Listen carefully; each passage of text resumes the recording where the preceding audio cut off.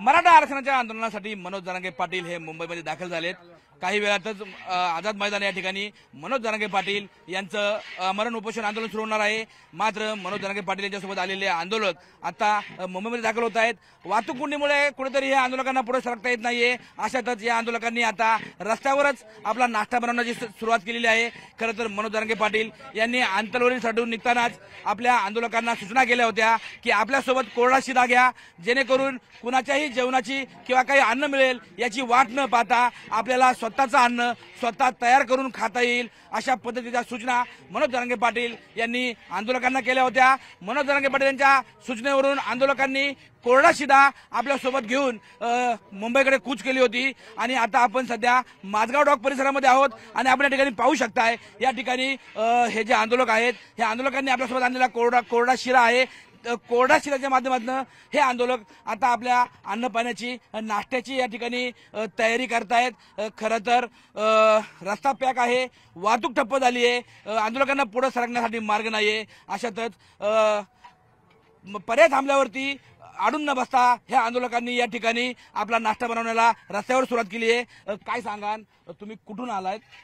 आम्ही सर्व या ठिकाणी आयसर घेऊन सनी जालना तालुक्यातील सावरगाव हडप इथून सनी निघालेलो आहे। मुंबईला आता पोहोचलेलो आहे आणि एका पुलावरती ट्रॅफिक लागल्यामुळे आम्ही या ठिकाणी नाश्त्याची व्यवस्था, जेवणाची व्यवस्था सगळी सोबत असल्यामुळे आम्ही लगेच सगळं आमचं साहित्य काढून सनी या ठिकाणी नाश्त्याची व्यवस्था चालू आहे। आता काय तयार करताय तुम्ही? आता या ठिकाणी आम्ही उपमा करू राहिलो आणि उपमा झाल्यानंतर दुपारी समजा परत जेवणाची तयारी आमची आहे। किती लोक तुमच्या गाडीमध्ये आलेले आहेत? आमचे 33 लोक या ठिकाणी गाडीमध्ये आहे। 33 लोकांचं सगळं साहित्य आमचं जेवणाचं 8 दिवस लागू, 10 दिवस लागू, किती दिवस लागले ते साहित्य आमचं पूर्ण सोबत आहे। खरं तर तुम्ही आता इथे रस्त्यावरती जेवणाची सोय केली आहे, जेवणाचा नाश्ता बनवताय तुम्ही। मात्र सरकारने फक्त 1 दिवसाची आझाद मैदानावरती परवानगी दिली आहे। तुम्हाला जर आझाद मैदानावर जाण्याची संधी मिळाली तिथे मात्र स्वयंपाक करण्याची सरकारने परवानगी दिलेली नाहीये। सरकारने जरी परवानगी दिली नसली तरी पण जीवाला पोटभर अन्न लागणार आहे, त्यामुळे जिथं जागा भेटन त्या ठिकाणी आम्ही स्वयंपाक करण्याची तयारी आमची राहणार आहे आणि आमच्या पोटासाठी आम्ही स्वतः करायलो। आम्ही काय त्यांना थोडी मागायलो की आम्हाला तुम्ही आणून द्या का आम्हाला खाऊ घाला म्हणून। आमची तयारी स्वतःची आहे, स्वतः आम्ही आम्हाला जिथं जागा भेटन त्या ठिकाणी आम्ही स्वयंपाक करून खाणार आणि आमचा उदरनिर्वाह आम्ही रोज समजा भागवणार आमची पोट। किती दिवसांचा शिधा आणलाय? आम्ही कमीत कमी 8 ते 10 दिवसाचा शिधा सोबत आहे। खरं तर 8 ते 10 दिवसांचा शिधा या ठिकाणी आंदोलकांनी बरोबर आणलाय आणि रस्त्याच्या कडेलाच हे आंदोलक आता स्वयंपाक करत आहेत। काय सांगाल, या ठिकाणी तुम्ही आता नाश्ता बनवताय, आंदोलनाला जायचंय मात्र या ठिकाणी वाहतूक ठप्प झाली आहे।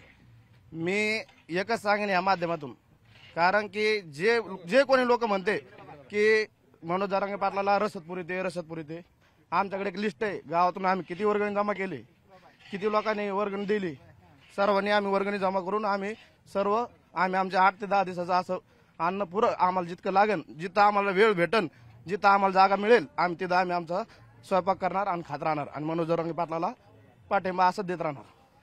खरं तर या सर्व आंदोलकांनी 8 ते 10 दिवस पुरेल एवढा शिधा या ठिकाणी सोबत आणला आहे। आता हे आंदोलक आझाद मैदानावरती आंदोलनासाठी निघाले आहेत, मात्र या ठिकाणी वाहतूक कोंडी झाली आहे, रस्ता ठप्प झालाय। अशातच स्वस्त न बसता या आंदोलकांनी वाहतूक कोंडी झाली असली तरी रस्त्यावरतीच हा सर्व स्वयंपाकाचा थाट मांडलेला आहे आणि या ठिकाणी आता हे सर्व आंदोलक जे आहेत या ठिकाणी उपमा तयार करून आपल्या सहकाऱ्यांनाही या ठिकाणी खाण्यासाठी देणार आहेत। Sachin Todkar, news 18 Lokmat, Mazgaon dock, Mumbai.